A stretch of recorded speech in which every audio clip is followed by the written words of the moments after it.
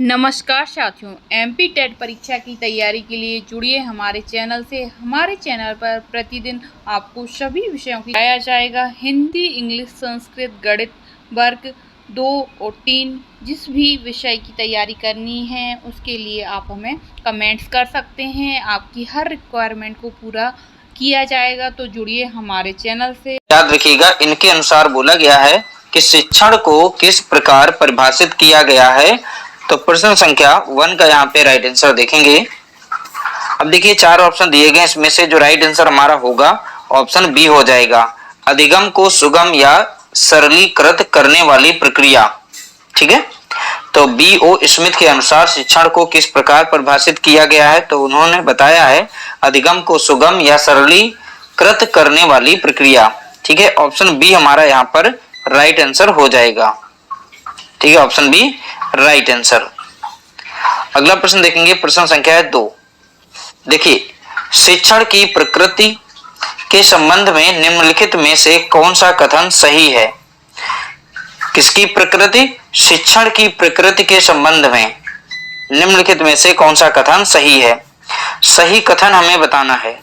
प्रश्न संख्या 2 का यहाँ पे राइट आंसर हो जाएगा ऑप्शन डी, यानी उपर्युक्त सभी। देखिए, शिक्षण एक अंतःक्रिया प्रक्रिया है, याद रखना है। शिक्षण कला और विज्ञान दोनों है। ठीक है, शिक्षण एक त्रिध्रुवीय प्रक्रिया है, यह भी सही। तो इसलिए हमारा यहाँ पर राइट आंसर हो जाएगा ऑप्शन डी हो जाएगा। अगला प्रश्न देखेंगे, प्रश्न संख्या यहाँ पर है 3।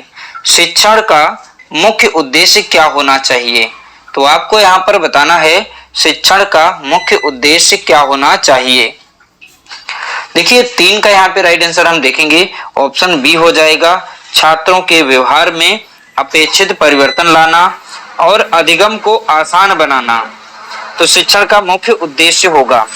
ठीक है, तो शिक्षण का मुख्य उद्देश्य क्या होना चाहिए, तो आप बताएंगे छात्रों के व्यवहार में अपेक्षित परिवर्तन लाना और अधिगम को आसान बनाना। तो यहाँ पर ये राइट आंसर होगा। अगला प्रश्न देखेंगे, प्रश्न संख्या 4।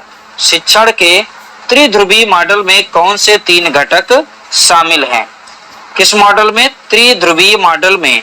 तो शिक्षण के त्रिध्रुवीय मॉडल में कौन से 3 घटक शामिल है। तो 3 घटक कौन से हैं वो बताना है। तो 4 का यहाँ पे राइट आंसर देखेंगे ऑप्शन बी हो जाएगा, शिक्षक, छात्र और पाठ्यक्रम। तो ये त्रिध्रुवीय मॉडल के 3 घटक हैं। कौन कौन से? शिक्षक, छात्र और पाठ्यक्रम। अगला प्रश्न देखेंगे, प्रश्न संख्या यहाँ पर 5। एक आदर्श कक्षा में शिक्षण का माहौल कैसा होना चाहिए। तो किस प्रकार की कक्षा? आदर्श कक्षा में शिक्षण का माहौल कैसा होना चाहिए। प्रश्न संख्या 5। तो 5 का यहाँ पे राइट आंसर देखेंगे ऑप्शन सी हो जाएगा, लोकतांत्रिक या जनतांत्रिक होना चाहिए। माहौल कैसा होना चाहिए? लोकतांत्रिक या जनतांत्रिक। अगला प्रश्न देखेंगे, प्रश्न संख्या है 6। शिक्षण के स्मृति स्तर के मुख्य प्रस्तावक कौन हैं। तो आपको यहाँ पर बताना है शिक्षण के स्मृति स्तर के मुख्य प्रस्तावक कौन हैं।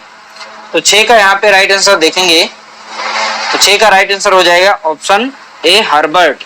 तो हर्बर्ट यहाँ पर मुख्य प्रस्तावक हैं। तो ऑप्शन ए हमारा यहाँ पर राइट आंसर होगा। अगला प्रश्न देखेंगे, प्रश्न संख्या 7। शिक्षण का बोध स्तर किस मनोवैज्ञानिक के द्वारा दिया गया था। तो आपको यहाँ पर बताना है शिक्षण का बोध स्तर किस मनोवैज्ञानिक के द्वारा दिया गया था। तो 7 का यहाँ पे राइट आंसर हो जाएगा ऑप्शन बी हो जाएगा, मॉरिसन। तो राइट आंसर क्या होगा 7 का, तो आप बताएंगे ऑप्शन बी, मॉरिसन। अगला प्रश्न देखेंगे, प्रश्न संख्या है 8। शिक्षण का सबसे उच्च स्तर कौन सा माना जाता है। तो आपको यहाँ पर बताना है शिक्षण का सबसे उच्च स्तर कौन सा माना जाता है।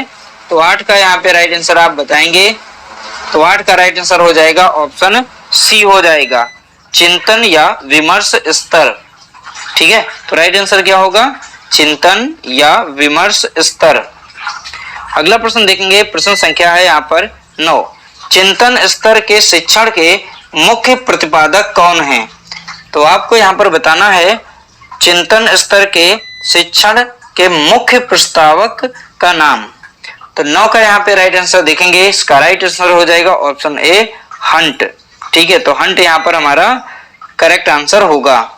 अगला प्रश्न देखेंगे, प्रश्न संख्या है 10। शिक्षण कौशल का उपयोग शिक्षक किस लिए करता है? तो आपको बताना है शिक्षण कौशल का उपयोग शिक्षक किस लिए करता है।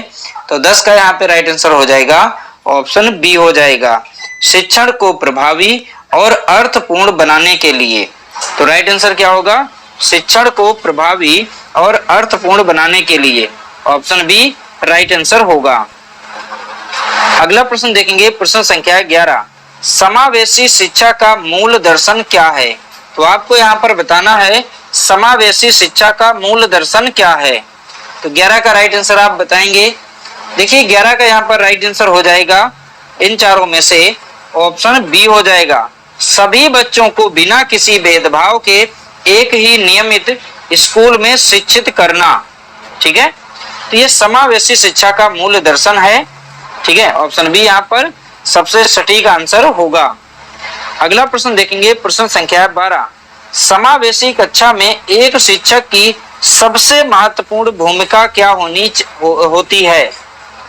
तो आपको बताना है समावेशी कक्षा में एक शिक्षक की सबसे महत्वपूर्ण भूमिका क्या होती है। तो 12 का यहाँ पे राइट आंसर हो जाएगा, 12 का राइट आंसर होगा ऑप्शन ए, बच्चों की व्यक्तिगत भिन्नताओं को पहचानना और उनके अनुसार शिक्षण योजना बनाना। ठीक है, तो सबसे सटीक आंसर यहाँ पर होगा हमारा ऑप्शन ए हो जाएगा। अगला प्रश्न देखेंगे, प्रश्न संख्या 13। विशिष्ट बालकों के अंतर्गत कौन से बालक आते हैं? तो आपको यहाँ पर बताना है विशिष्ट बालकों के अंतर्गत कौन से बालक आते हैं। तो 13 का यहाँ पे राइट आंसर हो जाएगा ऑप्शन डी, सभी बालक आते हैं। विशिष्ट बालक में जैसे प्रतिभाशाली बालक ये भी आते हैं, मंद बुद्धि एवं दिव्यांग बालक ये भी विशिष्ट बालक के अंतर्गत आते हैं, सृजनात्मक बालक जो भी होते हैं ये सभी जो है हमारे विशिष्ट बालकों के अंतर्गत आते हैं। तो इसलिए हमारा यहाँ पर राइट आंसर जो हो जाएगा ऑप्शन डी हो जाएगा, उपरोक्त सभी। अगला प्रश्न देखेंगे, प्रश्न संख्या यहाँ पर है 14। वंचित वर्ग के बच्चों को शिक्षा की मुख्य धारा में जोड़ने के लिए क्या आवश्यक है? प्रश्न संख्या 14 का राइट आंसर आप बताएंगे। देखिए 14 का राइट आंसर हो जाएगा ऑप्शन बी हो जाएगा, उनके प्रति सहानुभूतिपूर्ण और समान अवसर प्रदान करने वाला व्यवहार रखना। ठीक है, फिर से एक बार रिपीट करते हैं, ध्यान से सुनिएगा। उनके प्रति सहानुभूतिपूर्ण और समान अवसर प्रदान करने वाला व्यवहार रखना चाहिए। अगला प्रश्न देखेंगे, प्रश्न संख्या है 15। प्रतिभाशाली बालकों की बुद्धि लब्धि सामान्यता कितनी होती है? प्रतिभाशाली बालकों की बुद्धि लब्धि यानी आईक्यू लेवल कितना होता है?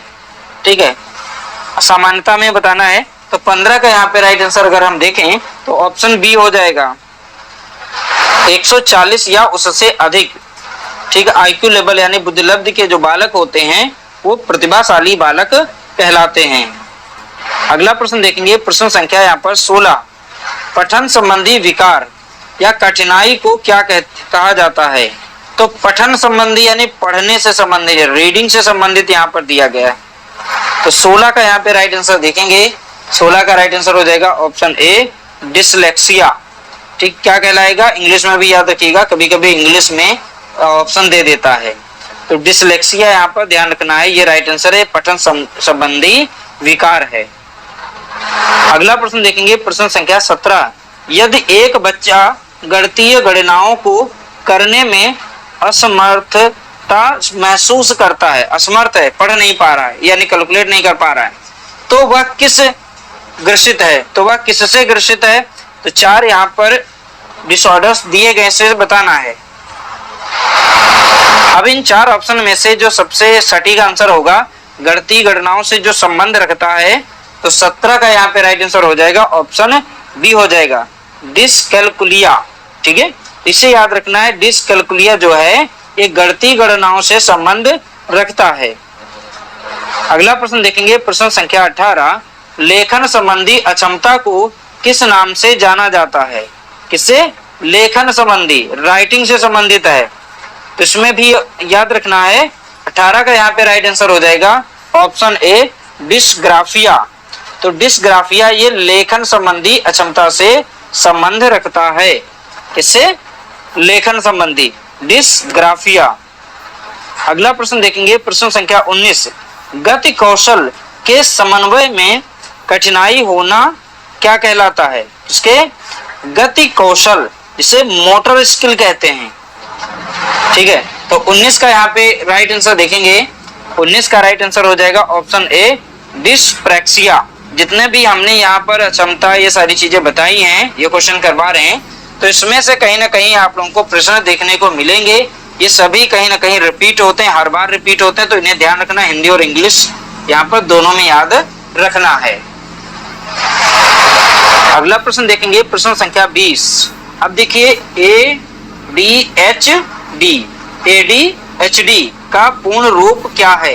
याद रखिएगा, बहुत ही अच्छा प्रश्न है। तो ADHD का पूर्ण रूप बताना है, इन 4 ऑप्शन में से कौन सा सही है? तो 20 का यहाँ पे राइट आंसर देखेंगे, इसका राइट आंसर होगा 20 का राइट आंसर देखेंगे, देखिए ऑप्शन ए यहाँ पर राइट आंसर इसका होगा। देखिए इसका राइट आंसर था option A attention deficit hyper activity disorder. ठीक है, इसे ध्यान देना है, ये ध्यान अभाव है, यानी हमारे ध्यान से संबंधित है, तो एक प्रकार का डिसऑर्डर है। तो यहाँ पर जो 20 का हमारा जो सटीक आंसर होगा attention deficit hyper activity disorder. तो इसका फुल फॉर्म जरूर याद रखना है। अगला प्रश्न देखें।